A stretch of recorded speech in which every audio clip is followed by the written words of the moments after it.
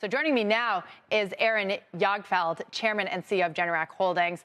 Aaron, what was the ask that the managers of the Texas grid made of you, and how have you been helping them? Yeah, we have a number of customers of ours, Deidre, that are enrolled in a program that allows the Texas grid operator to disconnect those homes or businesses and allows them to run off the generators they may already own as a way to take some stress off the grid in terms of the demand side of the equation. So it's a small contribution, but it's a contribution nonetheless. And I think it speaks to the broader challenges that grid operators have today with trying to balance supply and demand, which has become just very difficult. Well, and the interesting thing is that you've seen this movie before. A similar scenario played out last year, and it doesn't feel all that sustainable to pull from residential generators. Are you working with the grid to provide a more sustainable answer to what appears to be increasing environmental challenges? Yeah, so we have a number of products. I mean, obviously our generators can be called into use when the grid is under stress, but we have battery products that can be put in similar programs. We have smart thermostats through our ecobee division that also, we had over 25,000 thermostats that were called into use through ERCOT, which is the grid operator down in Texas. But I think, again, this is a bigger trend that you're seeing as grid operators are really balancing on the demand side. We're racing to electrify everything. When we're trying to electrify our heating, cooking, cleaning, our transportation, right? We're going to have EVs in the garages. And then on the supply side, we're trying to decarbonize supply by adding a lot of renewables. So utility scale storage and solar and wind, which are great. And we need that. And we need to take coal and other renewable or other fossil fuel types of sources off the grid. But when we do that, we create, challenges for grid operators when you have, in particular, when you have great stress from, whether it's a heat wave or you had the cold snap in February of 2021 in Texas as well.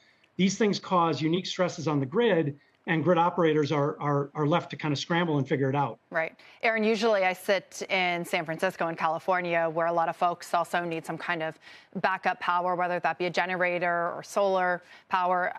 What has demand been like over the last few years? What are you anticipating, especially when sort of this heat wave occurs, more and more people beyond Texas and California? Do you think that they will have generators and some kind of power storage?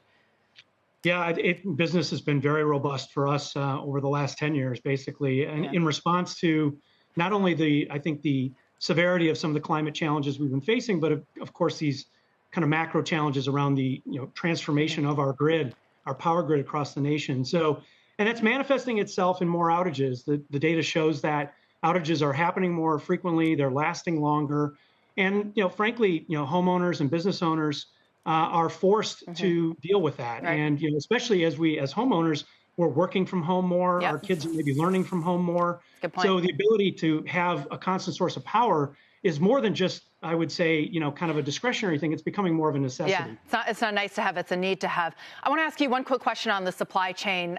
Just saw some business leaders walk out from the White House looking to put more of their supply chain in India. How are you thinking about it? I know a few years you had a lot of that come from China amid rising bilateral tensions. How are you looking at that? Yeah, we've been, like all companies, I think right now evaluating our supply chain in terms of where we source product. A lot of our components still come from, they come from all over the world. We're a global company. But in terms of our final assembly of these products, they've happened in the U.S. for a long time. That's going to continue to be the case, but it's really upstream from that. So it's the critical electronic components. I think that those folks at the White House were talking about today in particular, whether it's chips or it's memory chips or processors or other electronic components, it's rebuilding those industries, or building in some cases those industries here in the U.S.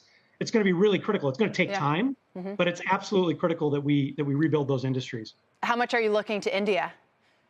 India is a big potential partner for us. We do have some supply coming out of India today, and we will have more in the future. Aaron Jagdfeld, thank you very much for being with us. Appreciate your time.